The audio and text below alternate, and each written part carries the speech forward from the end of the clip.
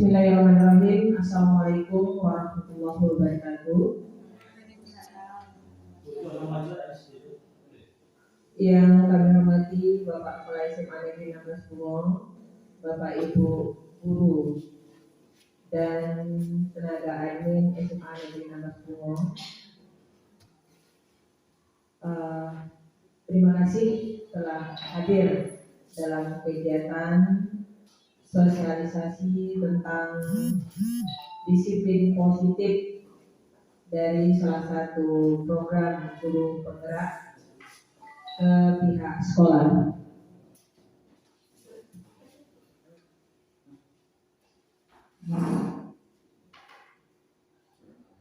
Puji syukur kehadirat Allah Subhanahu wa taala atas berkat serta limpah juga lah kita dapat berkumpul di sini, dan selawat serta salam kita kirimkan kepada junjungan kita Nabi besar Muhammad sallallahu alaihi wasallam dengan lafaz Allahumma sholli ala sayyidina Muhammad wa ala ali sayyidina Muhammad. Pada siang hari ini kita awali dengan pembacaan basmalah Bismillahirrahmanirrahim. Ada beberapa item kegiatan pada siang hari ini dalam program salah satu guru penggerak itu adalah sosialisasi disiplin positif. Yang pertama, kata sambutan kesempatan dua kata dari kepala sekolah. Yang kedua, materi oleh pemateri yakni Pak Samsuir, dan yang keempat adalah doa. Baik, kita lanjutin kegiatan berikutnya yakni kata sambutan dari Bapak Kepala Sekolah kepada Bapak. Waktu dan tempat kami persilakan.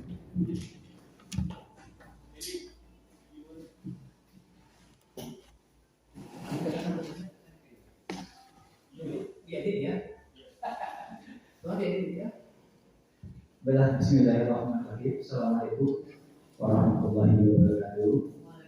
Selamat siang. Alhamdulillah, syukurillah. Kepada Allah Subhanahu wa taala. Salawat kepada Nabi Muhammad sallallahu alaihi wasallam. Baik, Bapak Ibu, siang hari ini terima kasih dengan Pak Samsuir sebagai guru penggerak. Salah satu kegiatannya adalah sosialisasi disiplin positif. Sebagaimana kita ketahui, profil pelajaran Pancasila itu bernama beriman dan bertakwa kepada Tuhan Yang Maha Esa, kritis, inovatif, gotong royong, wawasan binika, global, satu lagi mandiri. Nah, alhamdulillah. Nah, begini sebenarnya Bapak Ibu sudah mempraktikkan ini. Seperti hari ini kita membantu Pak Samsuir hadir. Ini sudah merupakan bentuk kerjasama gotong royong. Mudah-mudahan membawa dampak positif ke sekolah kita. Gotong royong, lihat Pak D, harusnya tugasnya nyapu bersihnya enggak? Nah sekarang sudah bersih, alhamdulillah sekolah kita kerjasama kita bisa kita alihkan kegiatan mencat konsep kita yang sudah bulat dan juga bermanfaat kepada anak kita. Nah ini bisa masuk ya, menjadi ya. Bapak Ibu, sebagai informasi besok kita berencana mudah-mudahan aja rapat komite. Ada juga menyebut kita hajat kita bersama. Komite rencana program sekolah kita, sapras kita kurang. Rencana membuat programnya lapangan voli, kemudian pagar supaya jauh yang masuk lagi. Kemudian pos satpam itu ruangan selnya itu nggak ada pintunya. Bisa kalau dulu dia terlambat, saya kurung aja. Nah sekarang pintunya itu diservis. Sebab kemarin saya lihat rupanya pria yang dicantikkan itu mahal. Ya, apalagi dia cantikkan wajah. Jadi wajah sekolah kita ini kita cantik. Itu sumber dananya yang bisa dari sekolah dan juga dari Tolong juga sosialisasikan nanti besok ke murid, ke orang tua dan wali kelas. Ada beberapa prinsip ekonomi itu tidak jalan lagi dengan modal sekecil-kecilnya untuk yang sebesarnya. Menanam karet 100 batang itu modalnya berbeda dengan 1000 batang, hasilnya juga beda. Karet yang 1000 batang dengan 100 batang hasilnya beda. Sekarang juga demikian, salah satu masuk kebutuhan Gen-Z, kita harus saja jauh di rumah menyekolahkan anak ke SD Impres, misalnya SD Impres dengan SD Dinia, modalnya beda, tentu hasilnya beda. Kita jadikan sekolah kita di sekolah mahal, itu 5 tahun yang akan datang. Ya, kalau modal kecil biasanya apa adanya, tidak ada punya lapangan voli, tidak ada lapangan basket, sekolahnya tidak ada penghijauan, pilihan wajahnya semrawut. Nah, kita percantik melalui komite. Coba pengharapan dana bos, SMP KPIus itu juga udah dapat dana bos juga ada kan? Ya, uang sekolahnya 500 per bulan. Wajarlah mereka cantik. Dinia juga dapat dana bos juga. SPP-nya juga mahal. Wajarlah kualitasnya bagus. Nah, jadi sama-sama kita sosialisasikan. Dan juga masuk di situ ada tunjangan wali kelas, tunjangan pembinaan lainnya, sama-sama kita teruskan. Kemudian rider tidak lepas dari falsafah adat kita, meratap di atas bangkai, mengaji di atas kita. Maksudnya ada literasinya. Ya. Dan sekarang juga kebetulan kemarin sudah disampaikan juga ya, penataan dan tenaga administrasi, termasuk penataan tenaga administrasi yang sumber dananya gajinya di APBD provinsi. Ada sekolah yang tata usahanya imbas dengan jumlah muridnya. Di Bumo muridnya puluhan, tata usahanya juga puluhan. Ya, nah ini sedang direvisi. Ya, banyak sekali tata usahanya. Begitu juga gurunya. Nah, maka sekarang ini diberi peluang sebesar-besarnya dalam anjak kita, analisa jabatan kita, ya, fisika, ekonomi, berlebih. Kalau mau pindah dipersilakan, tapi dengan catatan cari sekolah yang gurunya kita kekurangan. Geografi kita tidak punya, PPKN kita tidak punya, BK kita tidak punya yang PN. Ya, kalau ada guru geografi mau pindah ke sini, juga boleh. Nah, begitu juga kita menerima yang betul-betul sesuai. Sekarang yang tidak betul ada spesialis di sekolah kita ini matematik, BK. Kalau Muhammad Hatta, Dr. Muhammad Hatta dalam tujuan politik luar negerinya ada 2 tujuan politik luar negeri. 1, memperoleh barang-barang dari luar negeri selama barang-barang itu bisa dihasilkan di Indonesia, termasuk tenaga ahli. Ya, tapi itu belum mungkin ada orang dari Jepang mau honor ke sini untuk mengajar matematik. Ya, nah itu sebenarnya itu tujuan dari mau tahu jauh mau mata. Makanya sekarang pakar-pakar ekonomi kita melihat barang-barang yang penting diimpor juga dari luar negeri. Maka dengan anak kemarin dengan Pak Yai sudah sampaikan, ekonomi kerakyatan itu berjalan dengan warung tetangga. Kalau warung tetangga itu habis, kita punya pesta, dia uang.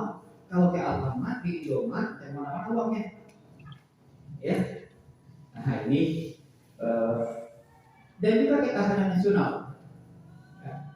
Kondisi dinamis suatu sekolah dari sisi indeks tangguh dalam menghadapi ancaman baik dari dalam maupun dari luar. Ancaman dari luar ya sapi, tantangan dari dalam ya anak-anak kita.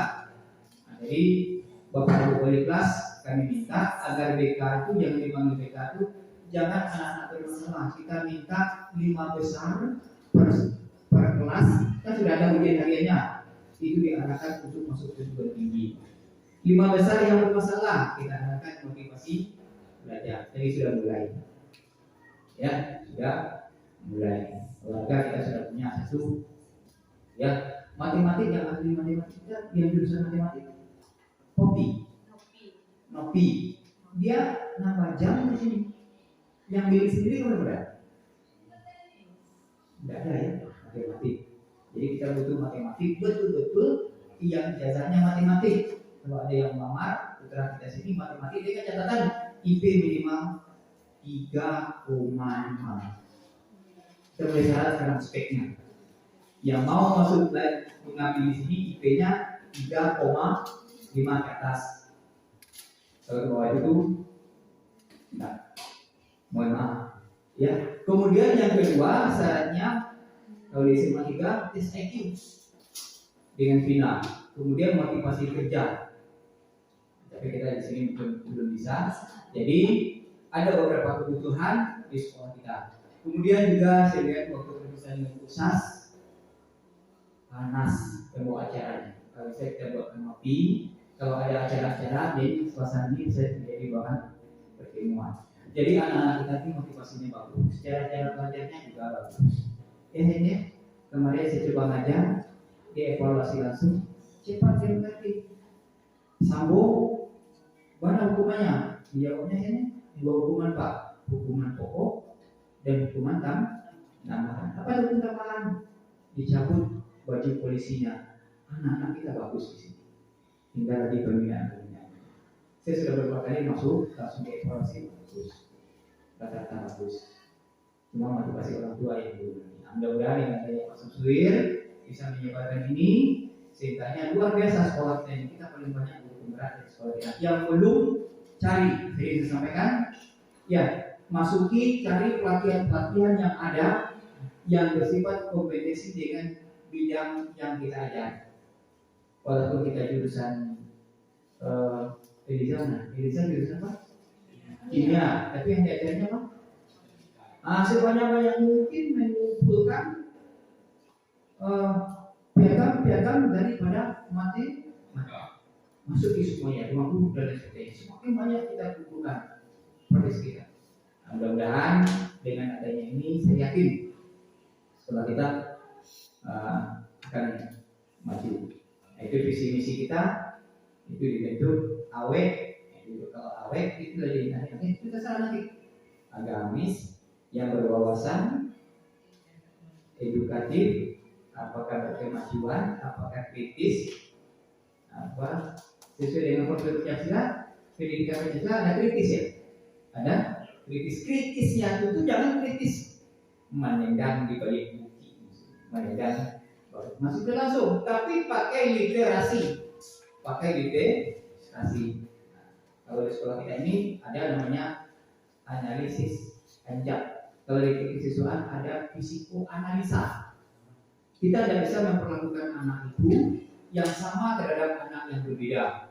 Sebab psikoanalisanya anak tunggal dipelihara oleh neneknya jauh lebih manja apabila dipelihara oleh bapak ibunya. Anak yang dibesarkan oleh kakek dan nenek, kita harus mengetahui psikoanalisa tentang psikisnya. Itu makanya dalam kemampuan kita kemampuan pedagogi. Jadi kita tingkatkan kemampuan pedagogi kita, juga kita tingkatkan kemampuan profesional kita. Ya, mudah-mudahan Bapak besok, saya dengar besok SMA 16, SMA yang jauh maju. Kalau jadi ini kabupaten, sekolah kita ini menjadi pusat pertemuan besok. Sama halnya sekarang ini kami pertemuan kalau dari SMA 1, kalau ada SMA 2. Hari Sabtu kita datang tamu ya, pramuka di sini pertemuan kami. Nah ini berat, mungkin harus ada ruang politik kita. Ada 4 hal yang harus kita dahulukan. Ya, mendahulukan yang pertama memuliakan tamu, membayar hutang, menguburkan jenazah, menikahkan anak perempuan apabila ketemu. Ini besok gimana kita ini resiko ini jadi sekolah di pusat ibu kota kabupaten besok. Jadi hari Sabtu besok sekolah kita kedatangan tamu minimal ya air 11 ya oke. Tapi kalau di SMA sana hari ini itu ya kami dapat minum teh, kopi dan kue-kue. Ya karena sekolah saya anggarannya besar. Tapi tidak dengan juga mungkin kalau tidak kegiatan Nah, ruangnya pakai AC. Apa kontribusi sekolah? Ya, Pak di mana AC kan? Besok di agak taman di sini ada juga kipas angin 2 atau 3. Nah, walaupun di SMA, mana yang bersaing itu SMA 7 ada ruang khusus pakai AC, pakai kamar di dalamnya. Nah, sekolah kita walaupun tidak pakai AC minimal kipas angin. Nah, mudah-mudahan ini Pak Supir ya disampaikan dengan kawan-kawan yang lain sekolah kita menjadi sekolah berkemajuan. Terima kasih, mudah-mudahan manfaatnya. Assalamualaikum warahmatullahi wabarakatuh. Iya, terima kasih kepada Bapak Kepala Sekolah. Lanjut untuk kegiatan berikutnya yakni materi yang akan disampaikan oleh pemateri hari ini yakni Bapak Samswir SPD UGR, di mana beliau adalah salah satu guru penggerak dari SMA Negeri 16 Bungo. Mudah-mudahan apa yang disampaikan nantinya bermanfaat bagi kita. Kepada Pak Samswir kami persilakan. Baik, Assalamualaikum warahmatullahi wabarakatuh. Pertama sekali saya mengucapkan selamat datang Bapak Ibu sekalian di kegiatan sosialisasi budaya positif di SMA Negeri 16 Bungo. Kegiatan ini merupakan bagian dari pendidikan guru penggerak yang saya ikuti lebih kurang baru berjalan 2 bulan.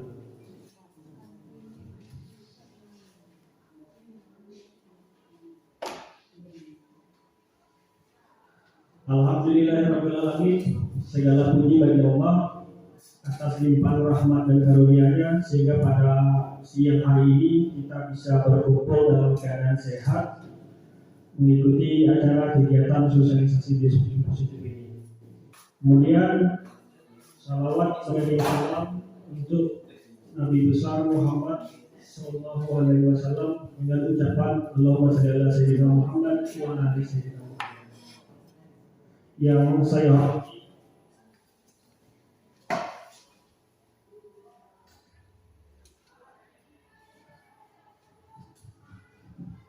Yang saya hormati Kepala SMA Negeri 16 Bungo Bapak Alwizan SPD, yang saya hormati Bapak Ibu Wakil Kepala SMA Negeri 16 Bungo, dan yang saya hormati Bapak-Bapak, Ibu-Ibu yang hadir pada acara kegiatan sosialisasi disiplin positif ini.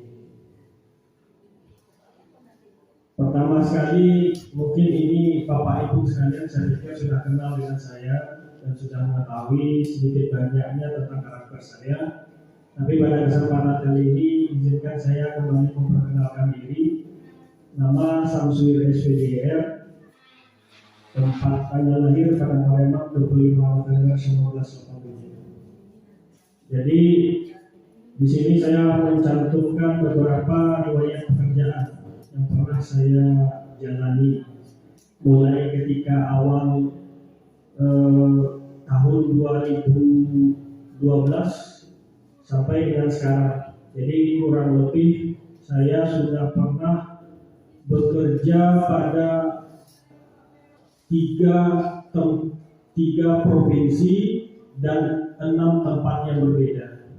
Jadi kalau bercerita mengenai riwayat pekerjaan ini tentu ya saya awali ketika saya pertama sekali tamat kuliah pada tahun 2011 bulan Oktober. Ya mungkin sama dengan Bapak Ibu sekalian, awal-awal tamat itu memang cari pekerjaan awalnya sangat susah. Dulu mungkin kalau yang pernah ke Padang itu di pos Jalan Sudirman, Pak Tamrin tahu nggak? Kantor pos Jalan Sudirman. Di situ ada pusat informasi pekerjaan, di lowongan pekerjaan banyak. Jadi dulu kalau awal-awal itu nggak hitung lamaran pekerjaannya sudah saya kirimkan. Tapi alhamdulillah saya terpanggil di Desa Operation DO, tempat mengajar kurang lebih 3 bulan cuma, karena saya diterima di situ waktu itu sebagai guru IPA. Jadi agak kurang linear dengan bidang studi yang saya ampu atau tamat saya kan pendidikan kimia rasanya kurang nyambung gitu.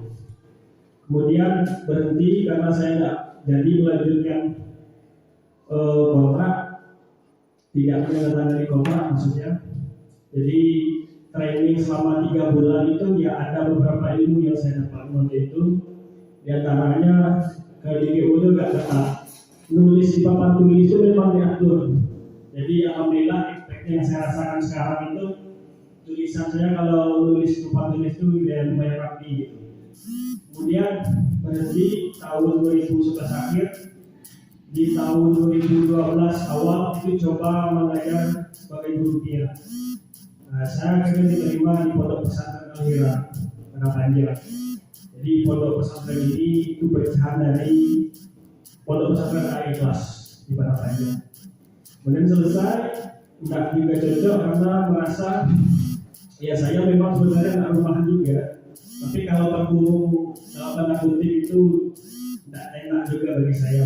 Akhirnya mundur, kemudian mencoba melamar pekerjaan, alhamdulillah diterima di bagian quality control di sebuah perusahaan makanan atau minuman di PT Bumi Sarimas. Saya jalani hampir 1 tahun. Kemudian ada juga berhenti coba honorer di SMK Negeri 1 di Susi untuk Telungan, ini kampung saya pengalaman. Kemudian ya pengen mencoba hal baru. Akhirnya waktu itu ada suatu program yang dibuat Kemendikbud, namanya program SN3T.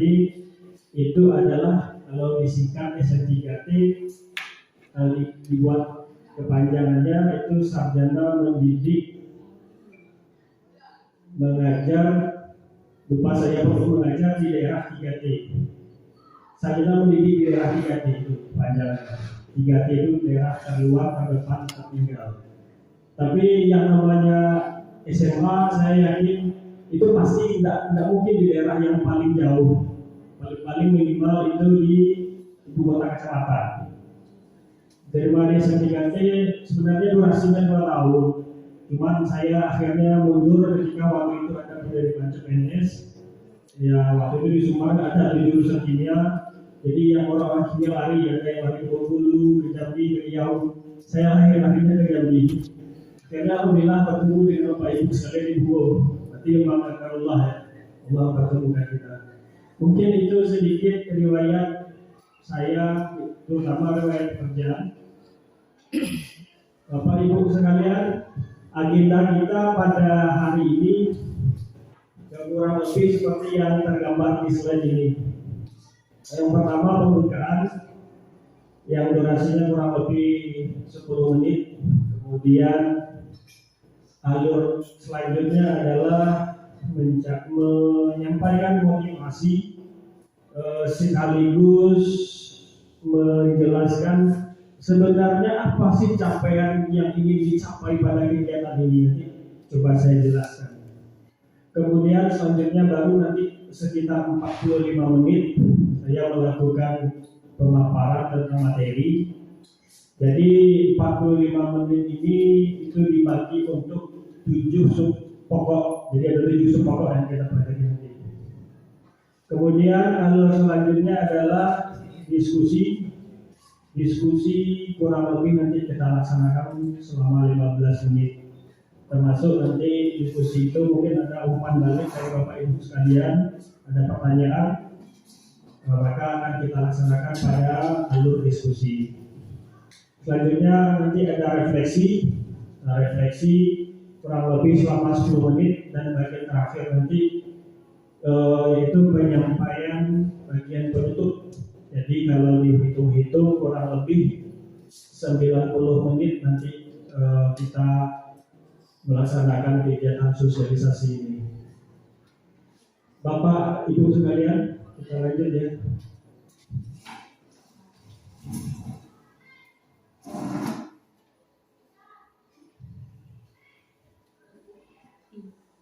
Kurang lebih begini capaian yang diharapkan dari kegiatan ini. Yang pertama, Bapak Ibu diharapkan memahami mengenai konsep pendidikan menurut Ki Hajar Dewantara. Ini kaitannya tentu dengan topik kita hari ini mengenai konsep budaya dan lingkungan positif di sekolah. Yang muaranya sebenarnya kita menginginkan pembelajaran itu berpihak pada murid. Kalau dulu kita mungkin mengenal istilahnya, ada istilah student center, ada istilahnya guru center. Kalau dulu kali mungkin zaman-zaman Bu Umi waktu SD atau SMP mungkin masih sangat masih sangat teacher center. Kalau sekarang kan sudah beralih kepada student center. Artinya memang pembelajaran memang didesain untuk bagaimana kita bisa memenuhi kebutuhan belajar murid, gitu ya. Kemudian selanjutnya capaian yang diharapkan yang kedua, kita bisa melakukan evaluasi dan refleksi tentang praktik disiplin positif, terutama nanti berkaitan dengan konsep disiplin positif untuk menciptakan murid dengan profil belajar Pancasila. Tadi sudah pernah ya, tadi juga disinggung-singgung oleh kepala sekolah. Selanjutnya capaian yang diharapkan yang ketiga, kita semua, Bapak Ibu semua diharapkan nanti bisa membangun budaya positif dengan menerapkan konsep disiplin positif, dengan berinteraksi dengan siswa. Sebenarnya tidak hanya dengan siswa. Budaya positif itu kaitannya juga dengan kita sesama kita, guru dengan guru, kemudian mungkin guru dengan orang tua, artinya seluruh warga sekolah dilibatkan. Nanti mungkin Bapak Ibu sampai sekarang mungkin timbul pertanyaan, sebenarnya disiplin positif apa? Apa sih bedanya dengan disiplin? Kemudian disiplin yang kita pahami selama ini apakah sudah benar? Awal-awal dulu saya beranggapan ya disiplin itu seperti pemahaman saya dulu. Nanti kita coba cari tahu sebenarnya disiplin itu sebenarnya apa sih yang dimaksud dengan disiplin. Kemudian nanti kita coba memahami budaya positif dalam kaitannya dengan teori stimulus respon dan teori kontrol yang meliputi 3 motivasi perilaku manusia. Kemudian pada bagian selanjutnya nanti kita justru juga harus memahami kebutuhan dasar manusia, termasuk kebutuhan murid. Jadi nanti bisa terjawab nih Bapak Ibu. Kalau murid itu nakal atau sering bernyanyi di ruang kelas, sebenarnya kebutuhannya mana yang tidak terpenuhi dari murid? Karena ketika seseorang kebutuhan sudah terpenuhi, maka nanti nakal itu bisa diusir.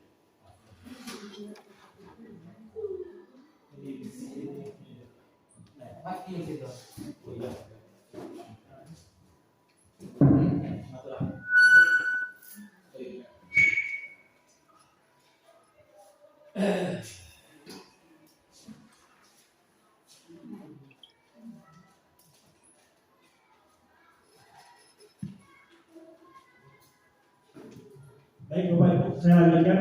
Jadi kurang lebih pada siang hari ini ada 6 capaian yang memang diharapkan pada kegiatan sosialisasi ini tercapai.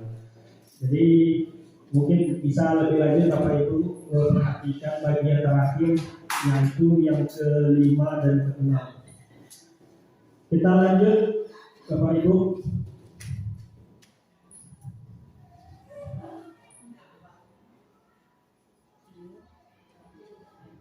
Kita lanjut di sini. Sebenarnya ini saya menyampaikan ini ya bukan berarti saya lebih tahu dari Bapak Ibu, tidak, atau mungkin kata pepatah bukan untuk mengajarkan upaya melompat atau mengajarkan ikan berenang, tidak. Tapi saya sifatnya cuma sharing informasi yang kebetulan saya mendapatkan terlebih dahulu. Jadi mengenai disiplin positif ini, kalau Bapak Ibu yang sudah pernah melakukan kegiatan atau membuka aplikasi PNN, itu sebenarnya sudah pernah disinggung juga di situ. Tapi hari ini coba saya paparkan kembali. Jadi sebenarnya apa tujuan pendidikan yang ingin dicapai oleh negara kita? Terutama tujuan pendidikan untuk murid kita itu sebenarnya seperti apa? Jadi tujuan pendidikan itu pernah digaungkan oleh Ki Hajar Dewantara pada awal-awal kemerdekaan. Tetapi selanjutnya pemerintah terkesan meniru kurikulum dari luar negara luar negeri maksud saya. Jadi cenderung meniru sebenarnya kurikulum di negara-negara maju itu seperti apa. Jadi nyontek itu. Dan kita lupa sebenarnya ada tokoh pendidikan kita yang filosofinya tentang pendidikan itu sudah sangat sesuai dengan kebutuhan murid-murid kita di Indonesia. Jadi Ki Hajar Dewantara menyatakan bahwasanya tujuan pendidikan itu adalah menuntut segala kodrat yang ada pada kita. Kodrat ini nanti ada dua, yaitu kodrat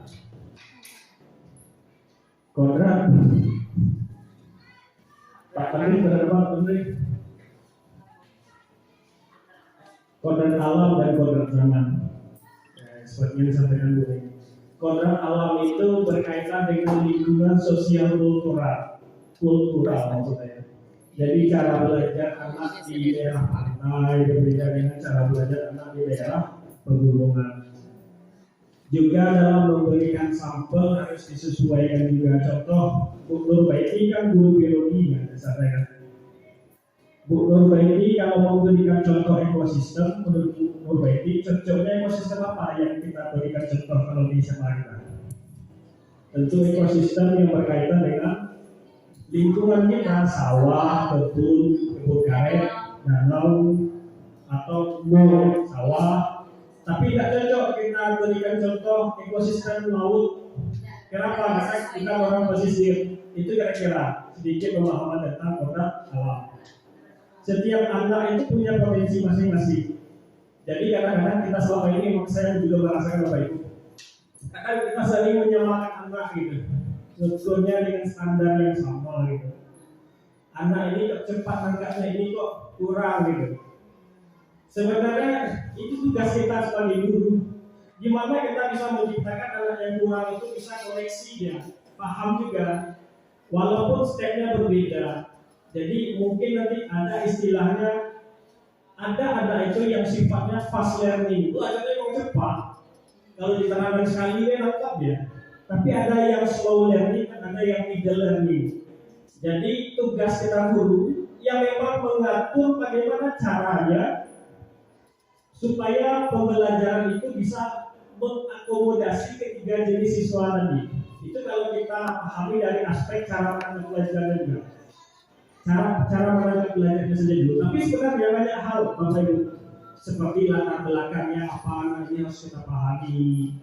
Kemudian dia di kesehariannya berinteraksi dengan orang-orang seperti apa, banyak hal. Kalau dipikir ya kalau berat sebenarnya tugas kita. Kayaknya semakin lama tugas guru semakin berat karena memang ya sesuai dengan perkembangan zaman memang menuntut anak-anak itu kita akomodasi kemampuannya. Jadi jangan nanti muncul lagi istilah saya juga begitu, jangan sampai saya atau Bapak Ibu sekalian masih melabeli anak ini anak nakal, ini anak bodoh. Karena ketika sudah melabeli itu stigma kita pasti sudah negatif pemikiran kita. Jadi anak itu yang sering berbuat onar, nah kita labeli dengan nakal. Tapi sebenarnya kalau dikaji lebih lanjut, sebenarnya kenapa dia nakal? Balik lagi ke tadi, mungkin ada 5 kebutuhan dasarnya yang tak terpenuhi. Contoh, anak yang sering cabut di kelas, mungkin dia merasa tidak diterima oleh gurunya. Kenapa? Uang belajar kok tak nyambung gitu. Jadi guru sering mengabaikan, jarang menyuruh dia bisa ke depan, atau jarang memanggil namanya, sehingga timbul rasa rendah diri. Akibatnya apa?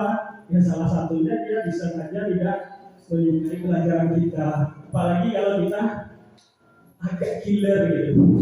Jadi kalau kita killer, ya nanti efek dominonya sangat luar biasa Pak. Jadi saya kembali ke sini. Ki Hajar Dewantara menyatakan kita harus menuntut anak sesuai kebersamaan dan kebersamaan. Kemudian untuk apa kita tuntut? Nah, ini kan ada saya menuntut. Jadi tidak cocok lagi kita mengatakan kepada anak untuk mengajar, tapi menuntut. Sama kayak menuntut anak, kalau menuntut anak pandai berjalan di umur balita gimana? Sebenarnya dasarnya sudah ada. ya kan? Ada anak itu yang pandai berjalannya di umur sekian, ada yang di umur sekian, dan standarnya nggak kira-kira sama kan?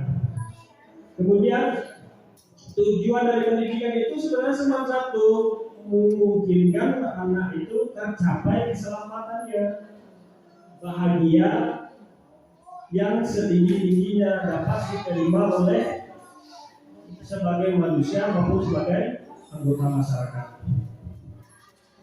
Kemudian saya lanjut Bapak Ibu, ini trilogi pendidikan kejar Dewantara.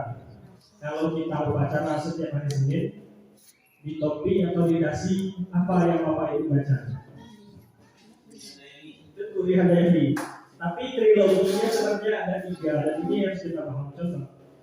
Contoh yang sudah kita pahami yaitu mungkin Turi Handayani. Memang di topi sudah ada. Tapi triloginya ada 3. Yang pertama Ingarso Subulodo, Ingmadio Mangunkaso Turi Handayani. Kalau Ingarso Subulodo di depan memberi teladan, dengan masuk beri teladan kita sendiri dulu, ya kita mesti datang tepat waktu, sama-sama berusaha. Saya juga begitu Bapak, sama-sama berusaha. Ini kan memberikan contoh. Kemudian hal-hal yang kita anggap sepele kita coba terapkan. Contoh saya sebagai seorang guru, saya kan misalkan saya bikin baju saya ini, saya tukang jahit suruh modelnya masuk ke dalam, ya saya harus masuk ke dalam. Itu kan teladan. Nanti jangan sampai Bapak Ibu, nanti saya juga dulu waktu di SMA kritis seperti ini dulu. Ada guru saya yang nyuruh masuk ke dalam bajunya, tapi dia tak masuk ke dalam, dalam hati saya butuh. Kenapa dia masuk ke dalam? Apa yang tidak masuk ke dalam? Itu hal sederhana. Teladan-teladan yang sebenarnya sederhana, tapi mesti kita lakukan. Kecuali memang baju kita memang di setel, jahitannya memang keluar, tidak masalah. Kemudian Ingmadio Mangunkaso yang di tengah membangun kekuatan dan terus berkarya. Ya kita memang harus mendorong anak ini untuk terus berkarya sesuai dengan profil belajar pada sini. Kemudian itu Turi Handayani memberi dorongan, di belakang memberi dorongan. Berarti kita kalau sudah mengajarkan nyuruh anak berkarya, dorong ya, motivasi dia untuk menyelesaikannya. Kalau butuh treatment atau bantuan, kita harus mempersiapkan diri untuk itu. Lanjut Bapak Ibu, ini bagian pokok pertama yang akan kita bahas pada sosialisasi disiplin positif, yaitu perubahan paradigma belajar. Tapi saya mau tanya dulu Bapak Ibu, kalau orang bicara kontrol, maksudnya apa? Kontrol. Pengendalian. Kontrol maksudnya apa ya? Pengendalian. Pengendali. Kontrol itu sama dengan mengendalikan, gitu ya. Kemudian saya mau bertanya kembali pertanyaan kedua. Kira-kira Pak Tamrin bisa mengontrol saya dengan betul baik tidak? Ya dalam hal apa saja kira-kira yang bisa dia kontrol kita? Enggak bisa lah. Kira-kira bisa ya Pak Henry? Kalau Pak Henry bisa nggak kontrol bumi? Kalau kontrol Bu Iva? Bisa. Apa alasannya? Kenapa nggak bisa? Biasanya kan kalau yang pertama itu jabatan, untuk presiden. Yang kedua umur atau usia. Jadi yang kedua tergantung apa yang dikontrol. Jadi sebenarnya pada intinya terkait kita menghormati sebenarnya, saling menghormati, saling menghargai. Tapi apakah hal yang disampaikan Pak Henry itu kira-kira tepat? Nah, coba kita belajar di ini. Jadi Bapak Ibu di sini ada nama, ini sebenarnya sebuah pertanyaan, jadi Bapak Ibu imajinasikan dirinya. Di sini ada 2 orang, yaitu si A dan si B. Bisa kita ambil secacah kertas saja. Bisa kita bantu nggak? Pak Tamrin dengan siapa? Bukan bagi juga, bukan bagi depan. Pak Tamrin dengan bukan bagi juga, bantu saya ke depan.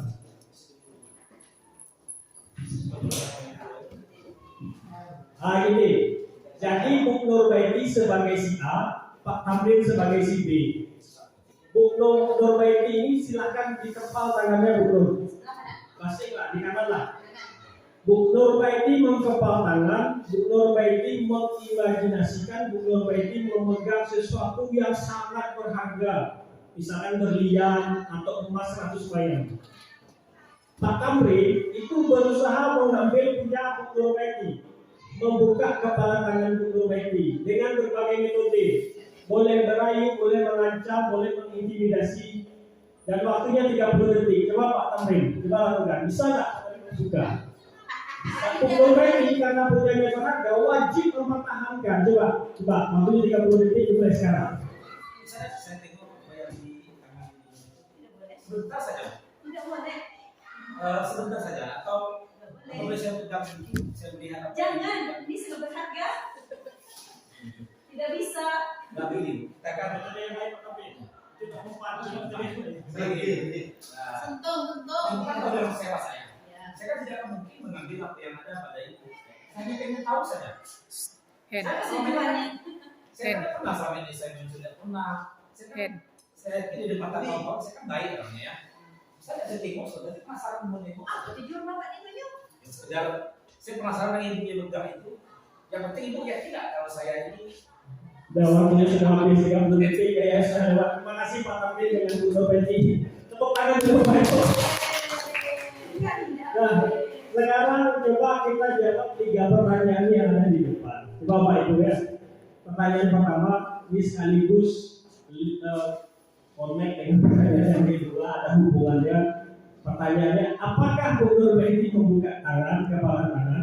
Tidak. Tidak. Kenapa kira-kira? Alasannya karena sesuatu yang tidak bisa dilihat oleh orang lain, karena sesuatu itu sangat berharga bagi saya. Ketika saya membuka, saya takut nanti ada hal-hal yang aneh di pikirannya atau mengambil sesuatu apa. Hilang ya. Iya. Nanti Pak Tamrin juga tak berhasil ya. Nah, sekarang pertanyaan saya, siapa yang menjadi kontrol di situ? Diri kita sendiri, ya benar sekali. Jadi kontrol itu sebenarnya yang bisa melakukan diri kita sendiri. Jadi orang lain itu sebenarnya tidak bisa mengontrol kita. Jadi muncul istilah self control.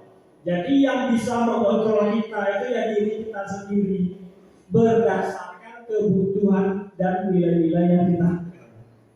Betul kalau merasa berlian tidak butuh, mau buka enak. Punya ada 100 yang ambil lah. Berarti kan kebutuhannya. Sekarang berarti betul kebutuhannya memang butuh berlian tadi kan yang kita utamakan tadi. Jadi kontrol itu ada pada orang yang bersangkutan. Timbul rasanya saya bisa kontrol anak. Jawabannya tidak bisa. Kalaupun bisa, cuma sifatnya kontrol sementara. Dan dia akan balik tidak mau dikontrol, kita diri si siswa tidak mau dikontrol. Karena memang dia merasa kebutuhannya memang bisa dikontrol juga. Kita paksa anak untuk membuat PR, ya kan? Seolah kita mengontrol anak kan? Tapi apakah benar demikian? Coba.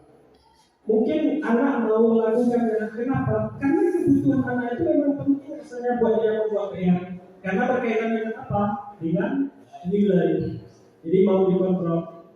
Kemudian selama ini seperti yang saya sampaikan tadi, kita tak bisa mengontrol orang lain sepenuhnya. Nah itu artinya. Kalau pacaran bisa dikontrol tak betul. Ketika pacaran bisa dikontrol apa Tamrin masalahnya? Tidak bisa dikontrol.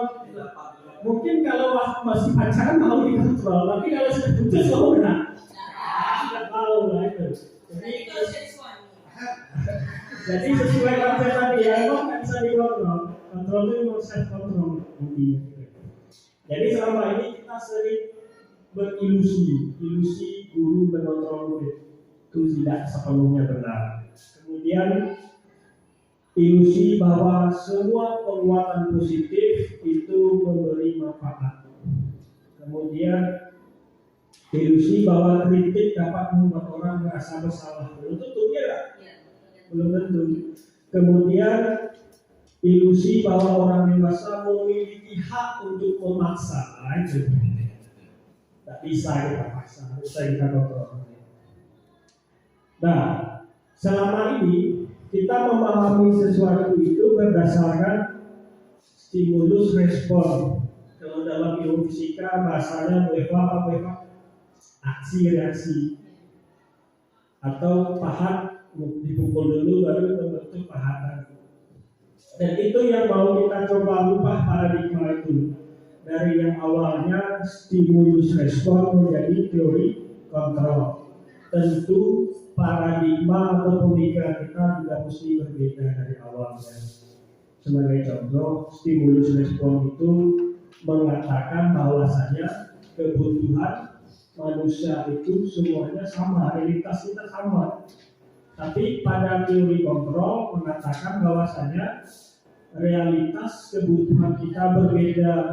Jadi kalau kita kembali sebagai seorang guru, berbeda. Kita tidak bisa menyamakan kebutuhan anak dalam satu kelas itu sama. Setiap anak berbeda. Setiap anak itu unik. Kemudian semua orang melihat hal yang sama.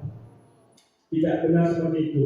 Semua orang mempunyai gambaran atau setiap orang memiliki gambaran yang berbeda sesuai dengan pandangannya. Kemudian stimulus respon mengatakan kita mencoba mengubah orang agar berpandangan sama dengan kita.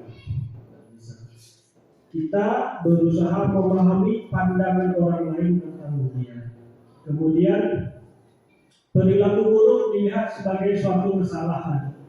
Kadang orang melakukan suatu perbuatan buruk itu juga ada alasan. Contoh, kalau anak buang sampah kira-kira ada alasan nggak buang sampah sembarangan nggak bu? Kira-kira, misalkan buang aja di lantai, ada alasan nggak? Kira-kira, mungkin saat itu dia berpikiran, oh tidak ada tong sampah, nanti buang aja, ya kan? Atau dia berpikiran, oh nanti saya nggak pikir, yang pikir nanti dia gawe, nanti kan dia punya alasan juga kan? Kemudian selanjutnya orang lain bisa mengontrol saya. Menurut teori kontrol, hanya kita atau hanya Anda yang bisa mengontrol diri Anda. Kemudian saya bisa mengontrol orang lain, Anda tidak bisa mengontrol orang lain.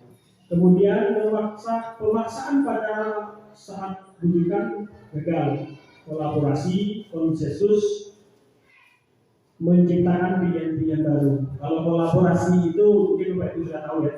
Kolaborasi itu berarti kita bekerja sama. Kalau konsensus itu kesepakatan.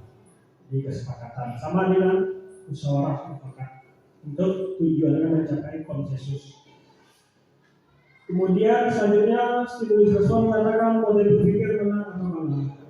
Model berpikir menurut teori kontrol dengan mana. Kemudian ini bagian pokok yang kedua pada kegiatan sosialisasi disiplin positif, yaitu makna disiplin positif. Kita pahami dulu arti kata disiplin. Saya minta pendapat Bapak Ibu. Selama ini Bapak Ibu menganggap disiplin itu apa?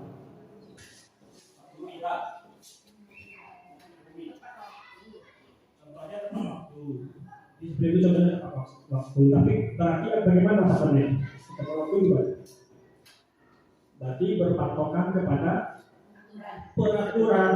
Selama ini kita beranggapan bahwasanya disiplin itu adalah orang yang tidak melanggar peraturan atau orang yang taat pada peraturan. Jadi sebenarnya konsep ini tidak salah, tapi telah mengalami penyempitan makna dari kata disiplin yang sesungguhnya. Jadi disiplin itu berasal dari bahasa Latin yang artinya belajar. Kemudian lebih lanjut, makna asal kata disiplin ini dikaitkan dengan filsuf lama ya, yaitu murid dari siapa gurunya dulu saya lupa, tapi muridnya adalah Socrates dan Plato. Aristoteles. Muridnya adalah Socrates dan Plato. Ini sudah lama sebenarnya. Kemudian disiplin diri itu membuat orang menggali potensinya menuju sebuah tujuan yang dihargai. Jadi intinya adalah disiplin itu kita melakukan sesuatu untuk mencapai tujuan tertentu berdasarkan nilai-nilai yang kita yakini. Tujuannya tujuan mulia. Contohnya gimana? Bu Nur datang ke sekolah tepat waktu, tujuannya apa?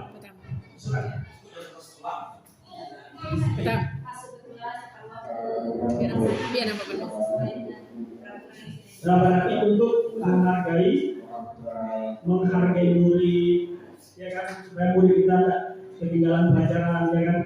Kan tepat waktu bukan berarti kita ingin diuji atau takut akan hukuman yang diberikan oleh kepala sekolah, misalkan. Kalau sudah seperti itu pemikiran guru, berarti guru sudah disiplin. Itu yang disiplin. Kalau takut berarti belum disiplin. Jadi disiplin itu memang berawal dari diri sendiri dan untuk diri sendiri, itu yang disiplin secara sederhana. Nah, kemudian ini yang kita pahami selama ini, bahwasanya kita disiplin itu dilakukan seseorang untuk mentaati peraturan atau sebagai wujud kepatuhan kita. Nah, jadi ini kurang tepat. Jadi yang tepat apa yang kita sampaikan tadi, supaya Bapak Ibu pahami tadi. Kira-kira begitu. Nah, selanjutnya apa tujuan disiplin positif? Nah, sekarang tadi sudah kita belajar mengenai, sudah kita pahami mengenai disiplin, ya. Disiplin itu memang berasal dari kita, tujuan tertentu berdasarkan nilai-nilai yang kita pahami atau nilai-nilai kebajikan yang kita pahami. Sekarang apa itu disiplin positif? Disiplin positif itu adalah kita melakukan disiplin tanpa hukuman, tanpa punishment, tanpa paksaan. Dan tujuan dari disiplin positif itu adalah untuk menanamkan motivasi yang ketiga pada murid-murid kita, yaitu untuk menjadi mereka yang ingin dan menghargai diri sendiri dengan nilai-nilai yang mereka percaya. Nilai-nilai apa? Ya, nilainya seperti yang ada di depan. Contoh, anak membuang sampah pada tempatnya, punya tujuan yang baik, ya. Apa nilai-nilai yang ada pada diri anak waktu itu, dan pasti salah satunya nilai peduli terhadap lingkungan, kan gitu ya. Kemudian anak misalkan kita suruh membuat tugas suatu proyek, dibikin beraneka ragam produk. Tujuannya apa? Dia memahami sebagai nilai kreatif yang dia miliki, kan itu. Jadi setiap disiplin itu kita lakukan berpegang teguh pada nilai yang kita pahami atau kita yakini. Selanjutnya nilai kebajikan. Ini nilai kebajikan universal. Ada kata-kata universal, berarti nilai-nilai kebajikan yang tidak saja kita yang memahami itu baik, tapi juga dipahami baik oleh orang lain, walaupun berbeda suku, ras, agama, kepercayaan, dan lain sebagainya. Gitu ya. Atau nilai-nilai ini disebut nilai-nilai lintas bahasa, suku, bangsa, agama, maupun latar belakang. Kita lanjut, Bapak Ibu. Salah satu nilai yang ingin dicapai pada kurikulum Merdeka itu profil pelajar Pancasila, yaitu beriman takwa kepada Tuhan Yang Maha Esa, berakhlak mulia, mandiri, bernalar kritis, berkebinekaan global, dan gotong royong.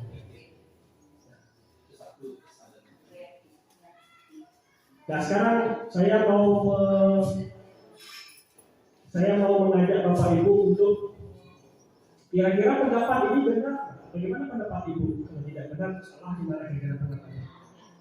Pendapat yang pertama, hukuman dapat mendisiplinkan anak. Bisa tidak kira-kira? Kalau disiplin yang selama ini yang kita gunakan ya sehat, itu hukuman. Kalau disiplin dari dalam rangka menyadarkan akan tujuan daripada disiplin tersebut, tujuan yang positif, maka hukuman yang tidak bisa sebagai alat untuk membawa anak disiplin. Karena dengan dihukum membuat mereka melakukan sesuatu itu dengan tidak tujuannya bukan lagi dengan tujuan yang positif di sendiri, itu karena ada dorongan luar, bukan karena menghargai tapi karena takut. Nah, sekarang kenapa hukuman? Ya, terima kasih Pak Taufik. Kenapa hukuman dapat mendisiplinkan anak? Hukuman dapat mendisiplinkan anak. Jadi selama ini kita beranggapan hukuman itu bisa mendisiplinkan anak, kan gitu ya. Tapi sebenarnya hukuman yang kita gunakan untuk mendisiplinkan anak itu punya efek domino yang buruk. Contoh, anak bisa jadi pendendam dengan kita, ya kan? Kemudian dia melakukan sesuatu itu karena terpaksa, bukan karena kemauannya, memang di bawah tekanan dia. Kamu kalau melakukan ini, kalau melakukan pelanggaran ini, nanti kamu dihukum. Berarti kan bukan karena kesadarannya. Artinya ini tidak efektif untuk jangka panjang dan ini memang tidak disarankan dilakukan. Lantas dengan apa kita ganti? Kita lihat selanjutnya Bapak Ibu. Kemudian memberi hukuman dengan hal positif seperti membaca atau membersihkan halaman sekolah dapat meningkatkan disiplin. Bisa nggak ya? Sekarang lambat disuruh menyapu halaman, bisa nggak kira-kira? Berefek kan? Selama ini tidak ada kita rasakan tak bumi. Anak yang terlambat itu ya tetap terlambat ya, tidak efektif intinya gitu ya, ya tidak efektif. Kemudian memberi penghargaan dapat meningkatkan motivasi belajar anak. Dapat memberikan penghargaan atau memberikan reward, hadiah itu dapat meningkatkan motivasi nggak? Dapat, tapi sifatnya temporari atau sementara. Contoh, Bu Nur kalau belajar biologi, mengajar seni budaya misalkan, selalu kalau anak yang ngumpul tepat waktu dikasih permen, dikasih segala sesuatu, dikasih beng-beng atau dikasih bakwan gitu ya. Itu kan dia memandang Bu Nur, enak belajar dengan Bu Nur. Kalau saya bisa jawab dapat bakwan, kan perlu lagi pulang saya untuk belanja kan. Nah, kira-kira kalau Bu Nur sakit ya diganti oleh guru seni budaya lain. Kira-kira motivasi anak masih berlaku atau tidak? Tidak, makanya motivasi yang seperti ini tidak disarankan. Jadi motivasi yang diharapkan adalah motivasi dari diri. Belajar itu memang kemauan saya untuk memenuhi kebutuhan hidup saya. Karena belajar termasuk kebutuhan pokok manusia. Nah, kemudian ini yang tadi motivasi yang disinggung. Ada pokok bahasan yang ketiga tadi. Yang ketiga ini kita bahas. Jadi manusia melakukan suatu tindakan atau perilaku itu ada 3 motivasi. Yang pertama, kalau secara sederhana untuk menghindari ketidaknyamanan atau menghindari hukuman. Itu motivasi pertama. Yang motivasi kedua adalah untuk mendapatkan imbalan atau penghargaan atau reward hadiah. Kemudian yang ketiga adalah untuk menghargai diri sendiri. Nah, Bapak Ibu, yang 1 dan 2 itu termasuk motivasi eksternal, motivasi yang tidak berasal dari diri sendiri. Kalau yang ketiga itu termasuk motivasi internal, memang dari diri kita. Biasanya orang yang termotivasi karena faktor takut dihukum atau menghindari ketidaknyamanan, timbulnya pertanyaan seperti ini di depan. Apa yang akan terjadi apabila saya tidak melakukannya? Takut nanti sekolah memarahi saya, memanggil saya, kan gitu ya. Kemudian kalau motivasi yang kedua, apa yang akan saya dapatkan apabila melakukan ini? Yo Pak Ibu melakukan suatu kegiatan di sekolah, kira-kira nampak tak yang pulang sekolah? Kalau nampak yang pulang sekolah, imbalannya apa? Nah itu juga termasuk motivasi yang tidak diharapkan. Kemudian yang ketiga adalah motivasi menghargai diri tadi. Jadi timbul pertanyaan seperti apa? Saya akan menjadi orang yang seperti apa jika saya melakukan ini? Ya, balik ke diri kita masing-masing berdasarkan nilai-nilai yang kita yakini kebenaran atau kebajikan yang kita yakini kebenaran itu. Sekarang ada suatu kasus di Bapak Ibu, ada studi kasus, coba perhatikan Bapak Ibu. Jadi di sini ada seorang siswa, nama siswanya adalah Iva. Iva ini kurang menguasai pelajaran matematika. Kemudian pada saat jam pelajaran berlangsung, dia banyak berdiam diri atau menggambar di buku pelajarannya. Pada saat guru matematikanya, Pak Seno menanyakan pertanyaan, Iva menjadi gugup dan tak sengaja menjatuhkan tasnya dari kursi, serta tiba-tiba menjadi gagap pada saat berupaya menjawab. Kemudian seluruh kelas pun tertawa melihat perilaku Iva berbicara tergagap dan terkejut tersebut. Pak Seno pada saat itu membiarkan teman-teman Iva menertawakan Iva yang tergagap dan malu luar biasa. Dan malahan minta Iva untuk maju ke depan dan berdiri di depan kelas sambil menunjuk hidungnya karena tidak bisa menjawab pertanyaan Pak Seno. Kelas semakin gaduh dan anak-anak pun tertawa melihat Iva di depan kelas memegang ujung hidungnya. Pertanyaannya, apakah Anda setuju dengan tindakan Pak Seno terhadap Iva? Mengapa kira-kira? Kira-kira setuju atau tidak? Tidak. Tidak. Kenapa kira-kira tidak setuju? Akan menjadi sebuah lelucon anak-anak semakin gaduh dengan membuat punishment atau hukuman seperti itu. Seharusnya tidak seperti itu. Ya benar sekali Bu, saya juga setuju. Jadi yang dilakukan Pak Seno ini sebenarnya kurang tepat. Kenapa? Karena anak bisa semakin rendah diri dan tidak percaya diri. Lama-kelamaan kalau ini terjadi terus bisa menimbulkan kebencian anak terhadap mata pelajaran itu. Dari awalnya tidak bisa menjadi benci, malas. Kepada apa? Runtut, ibu bapak ibu sekalian. Anak menjadi malas masuk, cabut. Kalau ada jam kita dia bolos. Kalau mencoba masuk dia akan coba terlambat. Pokoknya kalau memakai istilah Bu biasa bisulan. Tidak betah di kelas, bisulan, anaknya bisulan. Jadi paling kalau matematika 90 menit, dia duduknya misalnya 20 menit. Itu pun sudah melihat kita seperti hantu. Jadi kalau anak itu tidak menguasai pelajaran, memang melihat guru kayak hantu. Pengen aja gurunya cepat keluar, atau dia pengen cepat keluar gitu kan. Kemudian pertanyaan kedua, menurut Anda tindakan Pak Seno terhadap Iva adalah sebuah hukuman atau konsekuensi? Ya, jadi kita akan belajar ini. Kita akan belajar perbedaan hukuman dan konsekuensi. Coba Bapak Ibu, ini hukuman atau konsekuensi? Hukuman. Hukuman. Sekarang saya mau tanya kembali sebagai Bapak tadi. Kira-kira Bapak Ibu memahami selama ini beda hukuman dan konsekuensi apa?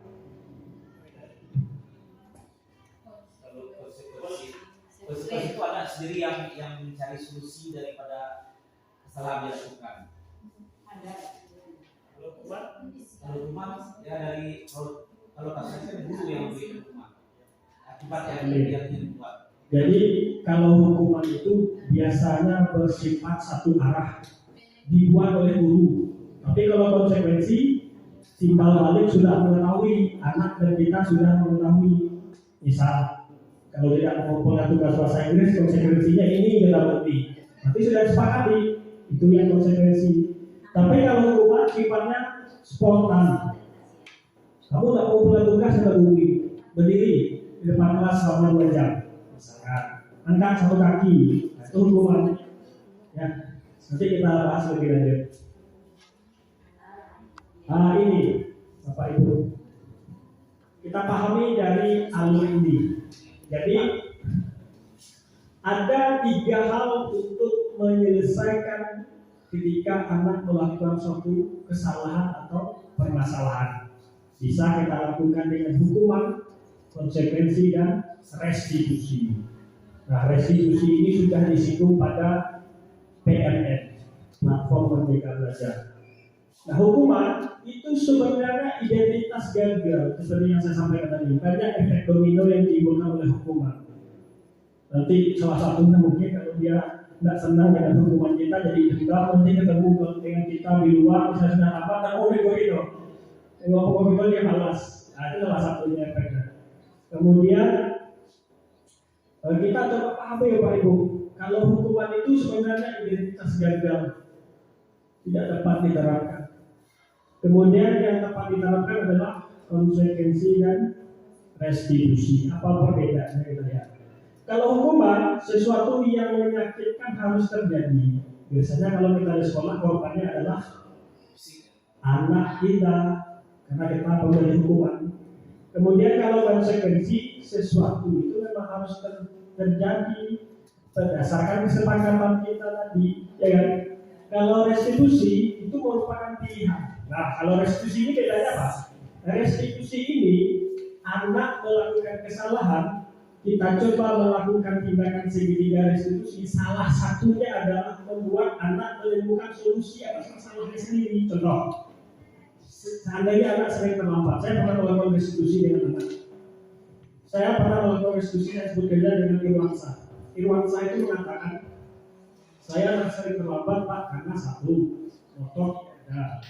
Yang kedua, sering bangun siang. Nah, terus saya tanya kepada dia, kemudian kira-kira solusi dari kamu apa supaya kamu tidak terlambat lagi? Nah, dia jawab begini, mungkin nanti saya minta dibangunkan oleh emak saya. Itu kan solusi dari dia. Berarti memang solusi dari dia. Jadi restitusi itu solusinya dengan memang dari yang melanggar tadi, yang melakukan kesalahan tadi, itu restitusi.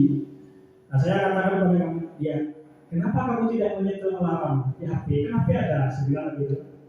Saya sering Pak, alarm itu kalau saya setel dekat saya, Pak, saya matikan sih tidur lagi.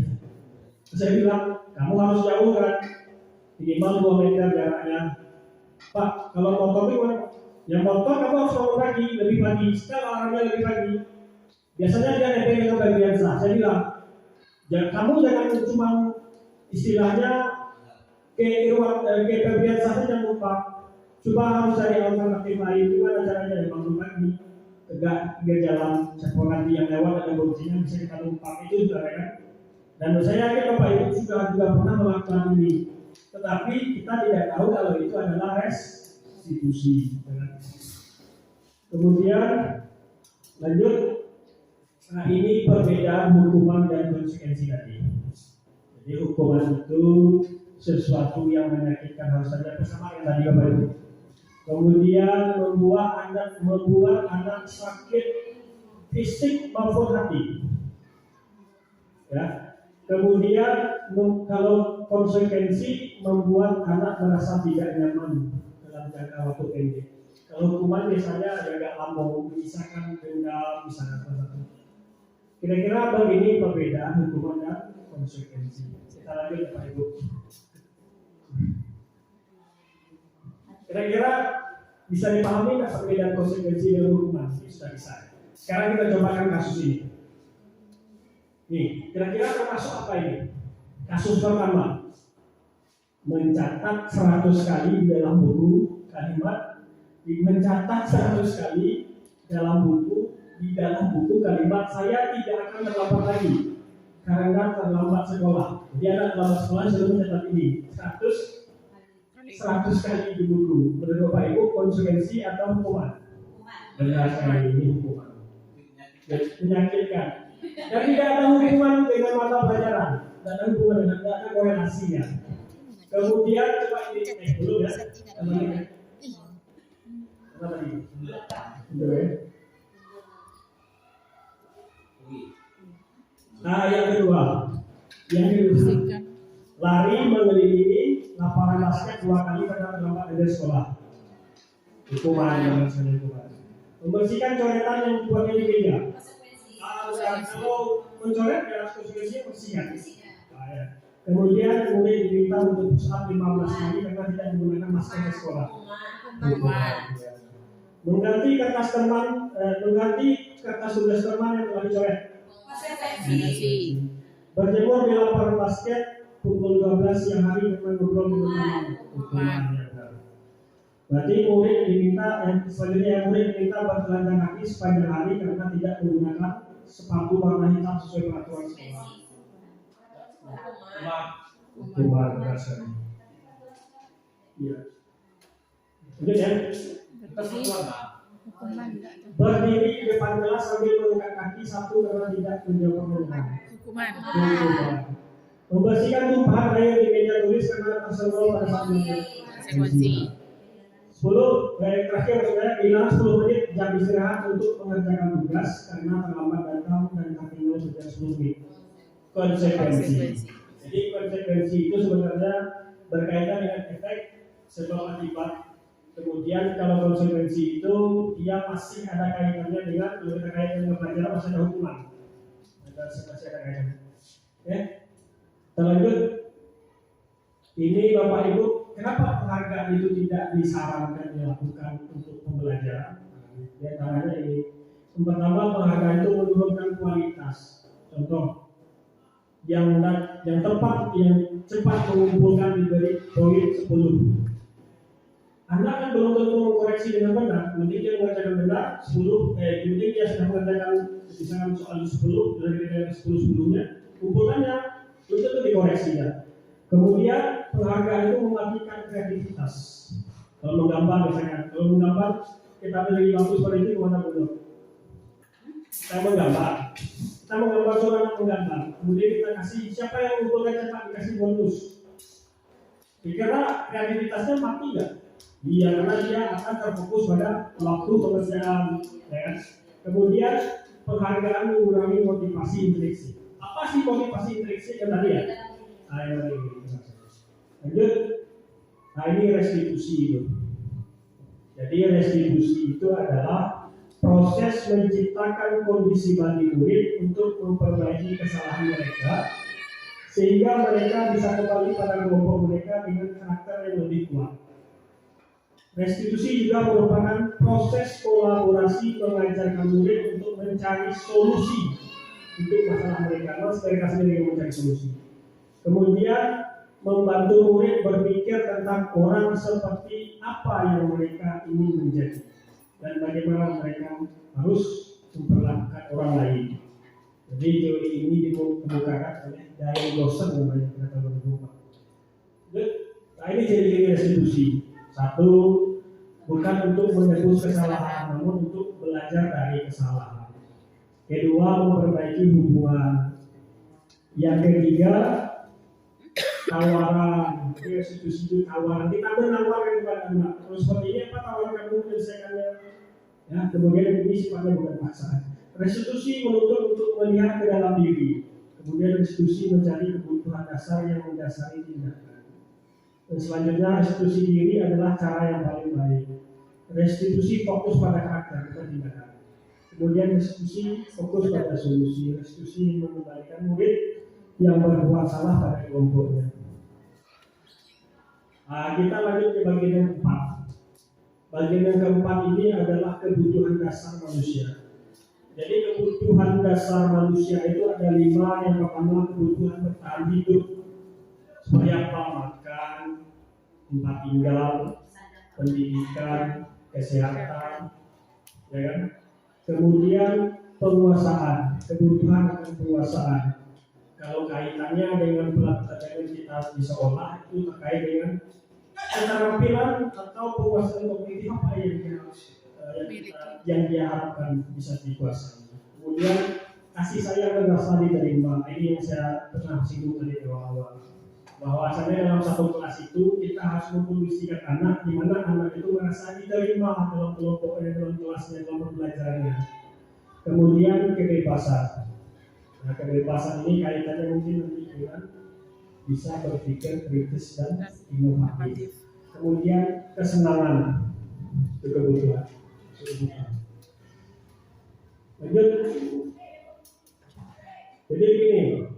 Ada seorang siswa namanya Dinda. Jadi Dinda ini ada beberapa pernyataan tentang Dinda ini. Yang mana sih yang bagian dari kebutuhan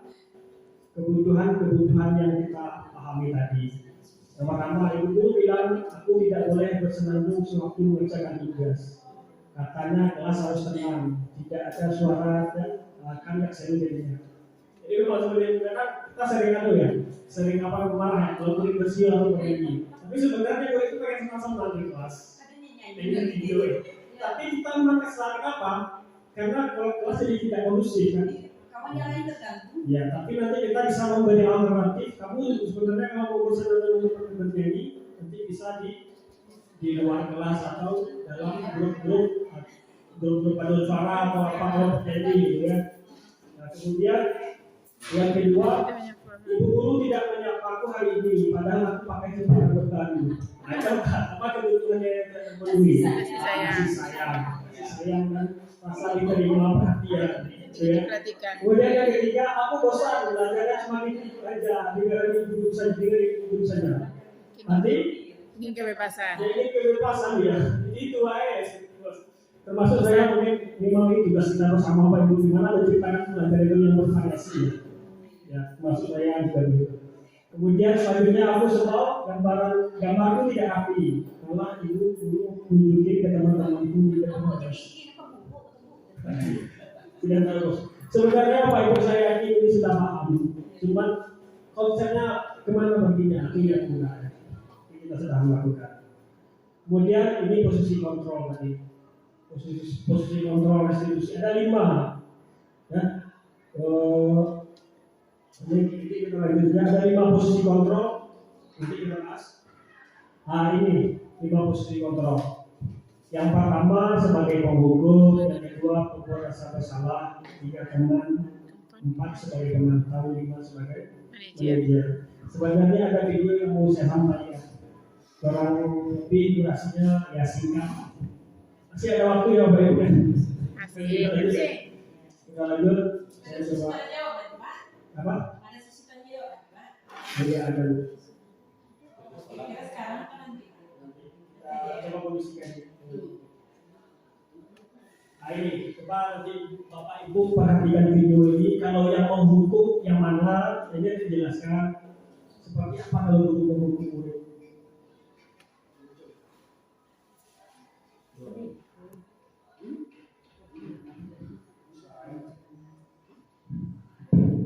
Ada gambar.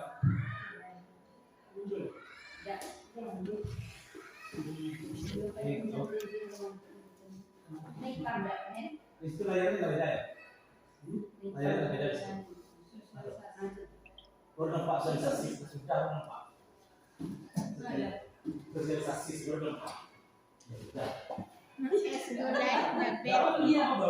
Yes, sosialisasi. Nggak muncul ya videonya. Tutup ya. Yang pakai yang sama. Ini. Warnanya masih muncul lagi. Jangan di close Pak. Oh, matikan dulu Pak. Ngeklaim udah jauhnya. Matikan dulu sih Pak. Oh ini. Nah kan? Nah.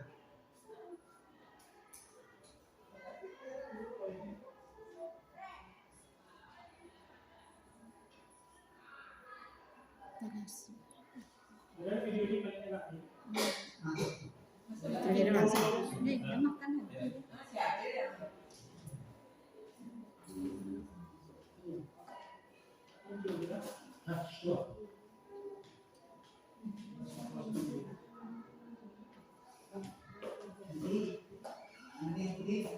Nanti lah, bisa.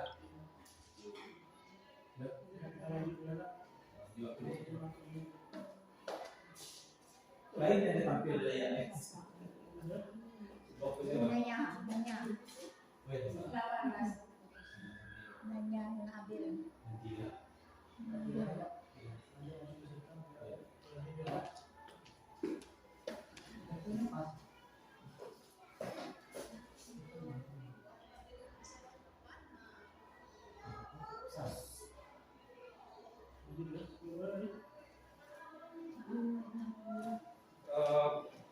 Apa tadi?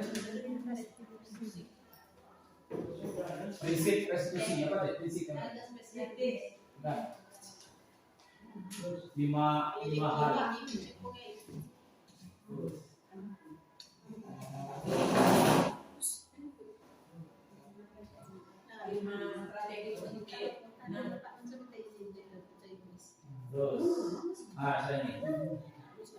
Terus, saya ini. Posisi ini kontrol. Jadi ada 5 posisi kontrol kita dengan murid. Yang pertama sebagai penghukum, yang kedua membuat rasa bersalah, 3 sebagai teman, 4 sebagai pemantau, 5 sebagai manajer. Sebagai penghukum itu berarti di sana memberikan posisi. Kemudian kalau membuat rasa bersalah, biasanya duduk suara lebih lembut, pokoknya membuat murid rasa bersalah ya. Bisa membuat satu kalimat-kalimat yang bisa membuat dia merasa bersalah atas tindakannya. Ya, kalau perlu nanti. Kemudian yang ketiga sebagai teman. Biasanya Pak Hendri saya berbagi kata sebagai teman, jadi ngajak muridnya di kondisinya sebagai teman. Kemudian sebagai pemantau. Ada sebagai pemantau itu artinya dulu mengawasi. saat kita mengawasi, kita bertanggung jawab atas perilaku orang-orang yang mengawasi. Sisi pemantau berdasarkan pada peraturan-peraturan dan konsekuensi. Jadi pemantau itu berdasarkan peraturan dan konsekuensi. Kalau melanggar peraturan tidak ada konsekuensi. Kemudian yang terakhir sebagai manajer. Sebagai manajer ini yang biasanya melakukan suatu kegiatan tersebut. Lanjut.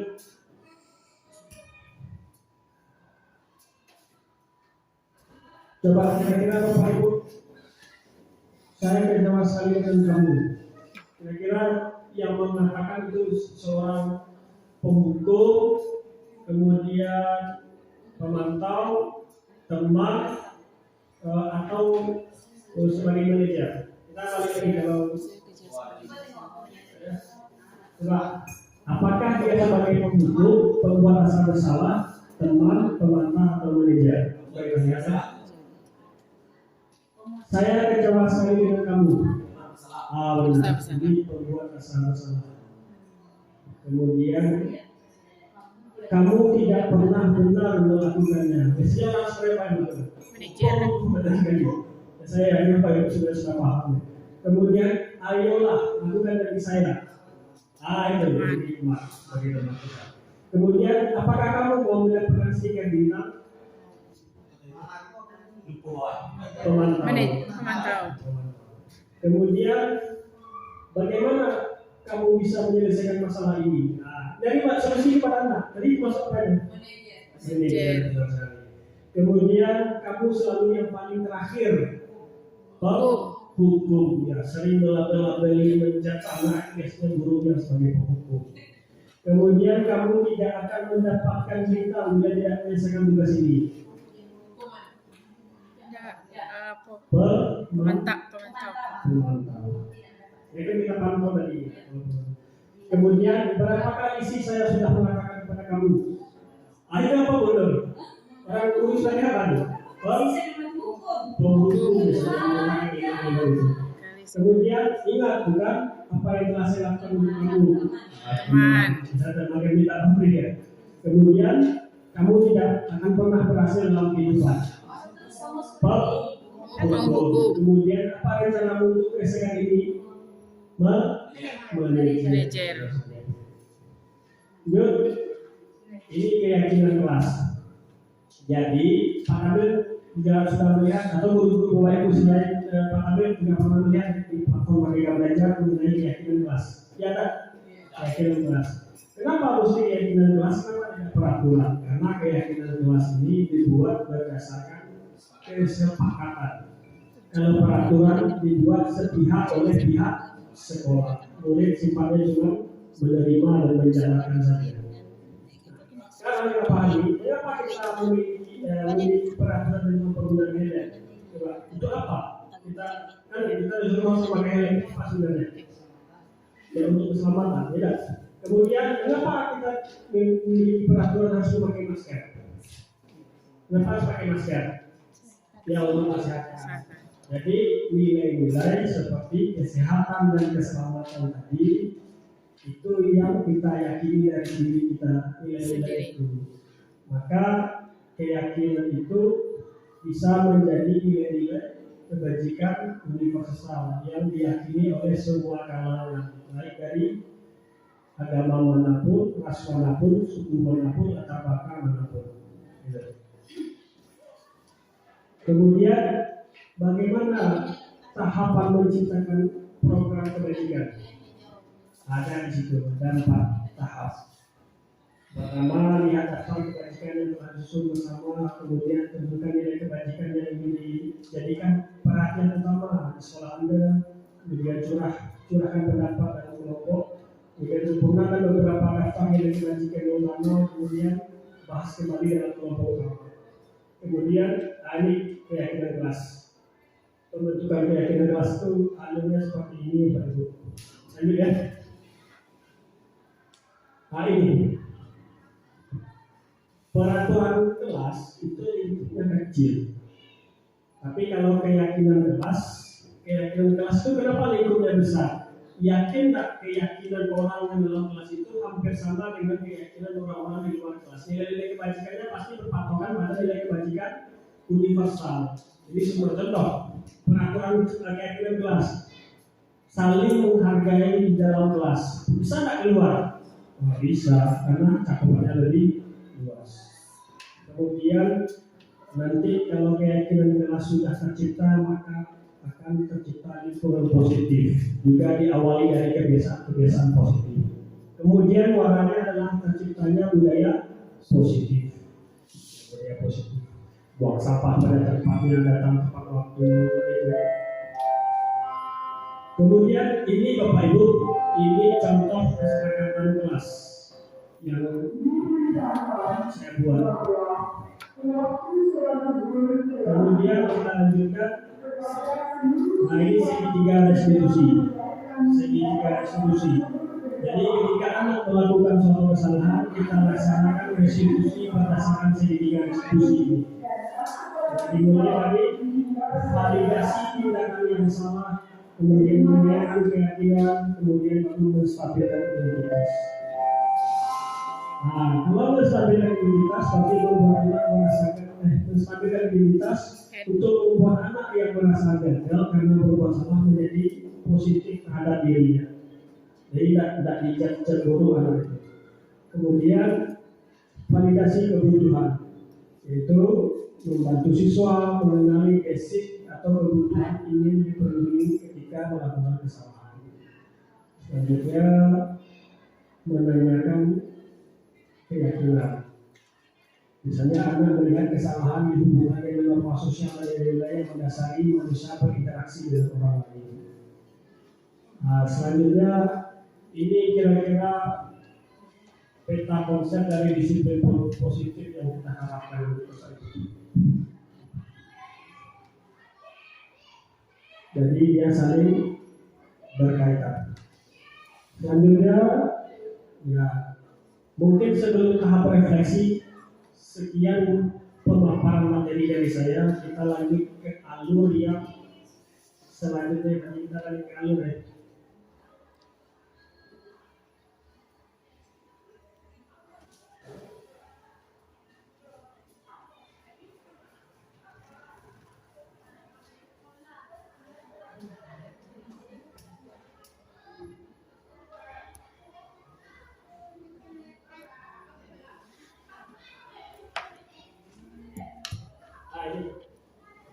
Jadi saya telah memaparkan materi mengenai disiplin positif. Kita masuk ke alur yang keempat, yaitu diskusi atau tanya jawab.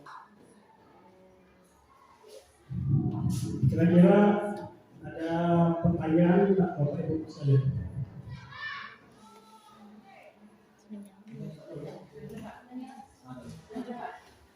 Silakan Bumi. Ya, terima kasih. Sangat bagus sekali dari paparan dari Pak Samsuir. Ini saya jadinya kalau berkaitan dengan kata disiplin. Namun di sini yang menjadi pertanyaan bagi saya ada 6 strategi positif terhadap siswa dari Pak ya. Ada yang kelima tadi Pak, saya juga lupa dari awal itu menerapkan strategi positif memerdekakan anak. Ya. Nah, saya di sini jadi pertanyaan yang saya pertanyakan contoh dari strategi memerdekakan anak. Di sini mungkin yang masih saya bingung. Kira-kira bentuk contoh ataupun bentuk yang kita lakukan dalam memerdekakan anak di sini mungkin Pak. Terima kasih. Terus yang kedua, boleh gue Pak ya? Yang kedua tadi itu ada contoh sangat bagus sekali ya, bahwa kegiatan di kelas kita tuh ditunggu oleh siswa ataupun kita disenangi oleh siswa.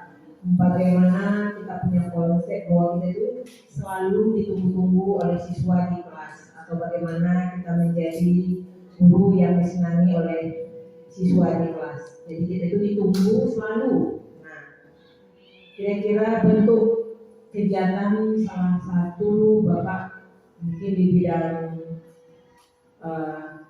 materi pembelajarannya di kimia lah terutama ya, karena bahasa Inggris ataupun kimia kategori yang termasuk pembelajaran yang membosankan.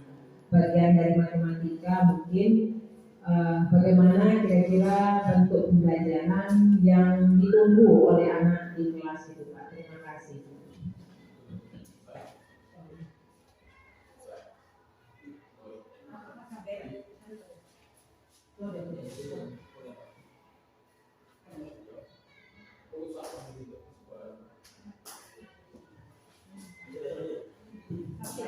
Baik, saya akan mencoba menjawab dari pertanyaan dari Bu Umi. Jawaban dari saya ini bukan berarti mutlak benar, tapi saya coba menjawab berdasarkan pengalaman dan informasi serta materi yang pernah saya dapatkan. Yang pertama, bagaimana sih contoh memerdekakan anak dalam permasalahan? Ya, strategi positif ketika anak melakukan kesalahan, kemudian anak itu justru merasa dimerdekakan. Ya. Kalau kita pahami kata merdeka berarti bebas ya, bebas tanpa paksaan, tanpa ada ikatan. Kita melakukan sesuatu itu enjoy, kita nikmati. Nah, bagaimana caranya? Salah satunya dengan menjadi manajer ini. Jadi manajer berarti kita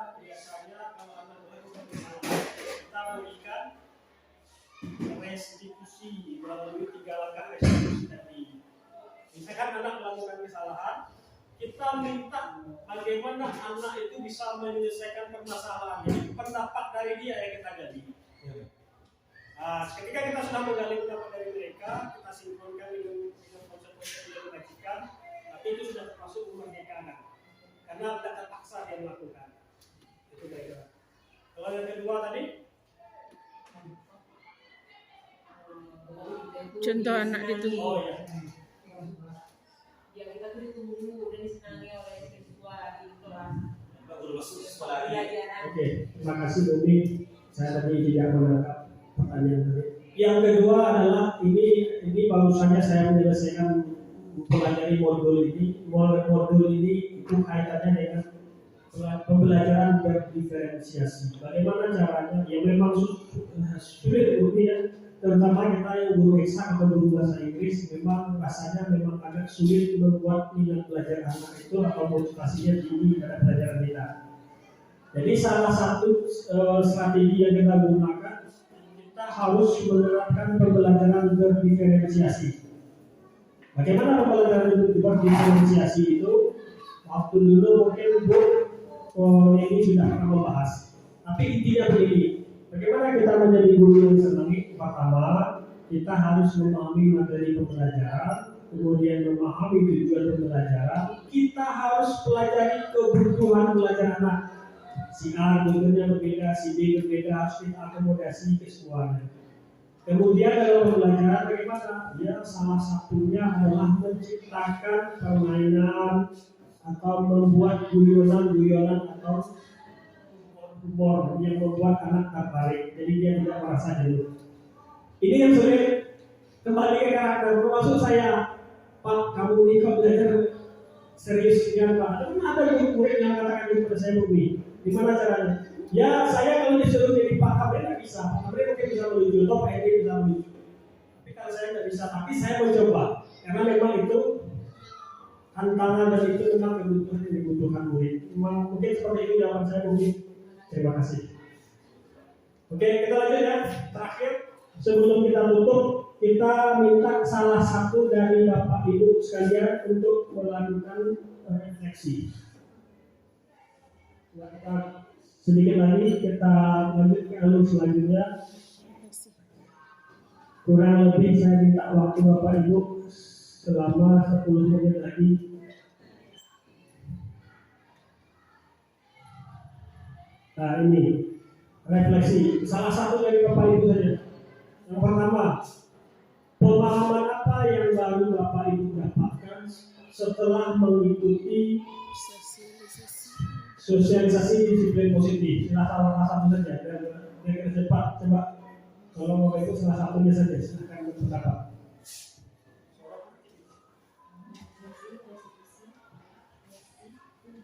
Apa kira-kira?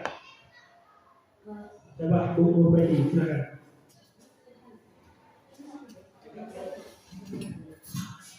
Ya, kita minta pendapat Bu Nur atau refleksi Bu Nur tentang kegiatan kita hari ini. Terima kasih kepada Bapak Samsudin sebagai guru penggerak di SMA Negeri 16 Sumur.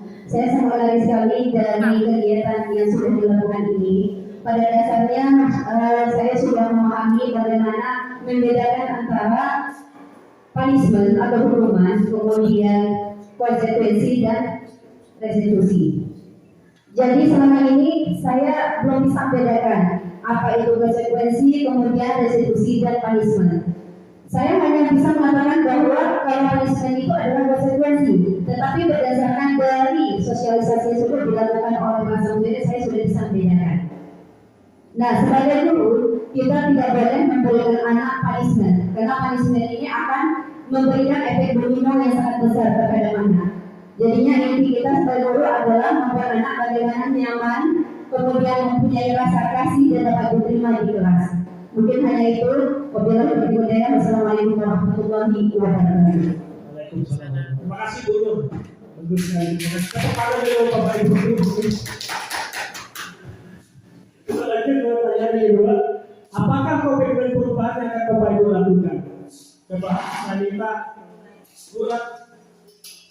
Silakan ada Bapak Ibu yang mau merefleksikan komitmen ke depannya seperti apa kira-kira? Silakan.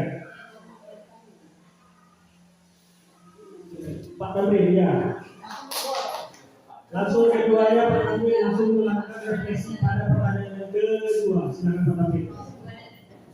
Baik, terima kasih pertama dari Pak Samsudin yang sudah memberikan ilmu kepada kami sebagai penggerak. Setelah saya memahami materi ini dan tentunya mengingatkan kita bahwa banyak hal yang harus kita perbaiki sebagai guru untuk masa depan anak kita. Salah satunya yang komitmen yang akan saya lakukan kali ya. Selama ini kita mengabaikan tentang apa yang bergejolak dalam diri anak. Terkadang kita begitu anak itu kita terlalu semangat. Hari ini saya akan sadar dengan apa yang saya sampaikan. Setiap apa yang dilakukan oleh anak, kita akan pahami dulu bahwa itu merupakan kebutuhan mereka. Dan tugas kita sebagai guru bagaimana kita mengarahkan. Dan saya akan berusaha untuk nanti mengarahkan kepada anak-anak kita bagaimana tujuan daripada hidup mereka itu untuk mencapai itu sesuai dengan kondisi dan waktu yang tepat. Seperti tadi anak ribut itu barangkali mereka ingin eksplorasi untuk bisa senang atau ingin diperhatikan. Jelas salah satu tugas kita adalah kita menyepelekan tuntutan ataupun keputusan tersebut. Itu salah satu yang komitmen yang insya Allah akan sama-sama dan saya akan coba lakukan. Kemudian aksi nyata yang akan kita buat yang pertama selama ini kita di kelas ya, saya juga melihat teman-teman lain itu hanya peraturan kelas. Nah, ini menarik sekali pengalaman dan ilmu baru kita dapatkan. Ada pengalaman baru tadi tentang bukan peraturan kelas tetapi keyakinan kelas. Nah, ini sangat menarik sekali. Jadi saya dan juga akan nanti mungkin akan mengajak teman-teman semua nanti sama-sama kita biar semua anak kita tahu selama ini ada di dalam anak peraturan kelas. Tapi yang lebih tepat adalah keyakinan kelas. Kenal dalilnya adalah keyakinan kelas adalah sesuatu komitmen ya, atau kesepakatan yang dibuat bersama-sama dengan anak dan dia bersifat global ya. Sehingga tujuannya nanti atau apa yang bisa dilakukan itu tidak saja hanya bisa dilakukan di kelas, tapi bisa dilakukan di mana pun anak berada, baik di luar kelas maupun anak nanti di lingkungan masyarakat ataupun menjadi manusia di luar sekolah atau lain-lain. Jadi itulah salah satu yang menjadi PR saya mungkin teman-teman di kelas sudah ada nanti di samping ada peraturan kelas ada namanya keyakinan kelas itu barangkali. Doakan kita semua bisa merasakan ini. Terima kasih. Hanya itu barangkali. Assalamualaikum warahmatullahi wabarakatuh.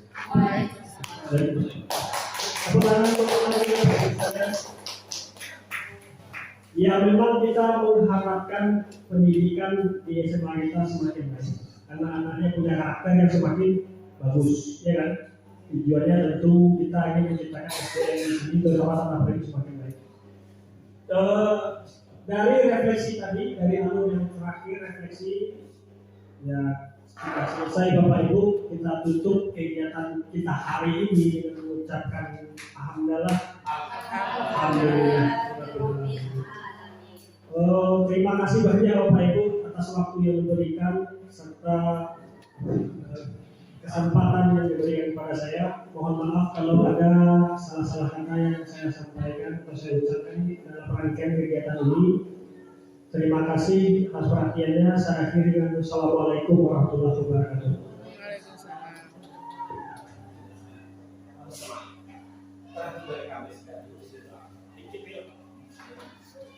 Iya, terima kasih kepada Pak Samsul. Kita akhiri kegiatan kita dengan pembacaan doa. Dalam hal ini kami minta kepada salah satu guru yang ada di sini, kepada Pak Hen atau Pak Tamrin, Pak Hen ya Pak Tamrin, selaku guru agama SMA Negeri 16 Bungo. Iya, terima kasih. Waktu dan tempatnya kami silakan. Baik, mari kita semua duduk ketika ini dengan doa semoga barokah bisa dilaksanakan sama Al-Fatihah. Bismillahirrahmanirrahim. Bismillahirrahmanirrahim. Alhamdulillahirabbil alamin. Allahumma shalli ala sayyidina Muhammad wa ala ali sayyidina Muhammad. Allahumma ighfir lana dhunubana wa li walidayna kama rabbayana shaghira wa li jami'il mu'minina wal mu'minat wal muslimin wal muslimat al-ahya'i wal amwat fil barri wal bahri innaka 'ala kulli shay'in qadir. Allahumma aghfirna bi'ilmi wa zayyinna bi'ilmi wa qina taqwa wa jannibna bi'afiyah. Allahumma zidna ilman nafi'an wa 'amalan wa taqabbalan wa rizqan halalan tayyiban ya rabbal Rabbana hab lana min azwajina wa dhurriyyatina qurrata a'yun waj'alna lil muttaqina imama. Allahumma al-haqqu haqqan warzuqna ittiba'ah wa arina batila batilan warzuqna ijtinaba. Rabbana zalamna anfusana wa in lam taghfir lana wa tarhamna lanakunanna minal khasirin. Rabbana atina fid dunya hasanah wa fil akhirati hasanah wa qina adzabannar. Walhamdulillahi rabbil alamin. Ya, terima kasih kepada Pak Tamrin. Demikianlah rangkaian kegiatan kita pada siang hari ini. Mohon maaf atas segala kekurangan. Kami tutup dengan wabillahi taufiq wal hidayah. Assalamualaikum warahmatullahi wabarakatuh. Waalaikumsalam.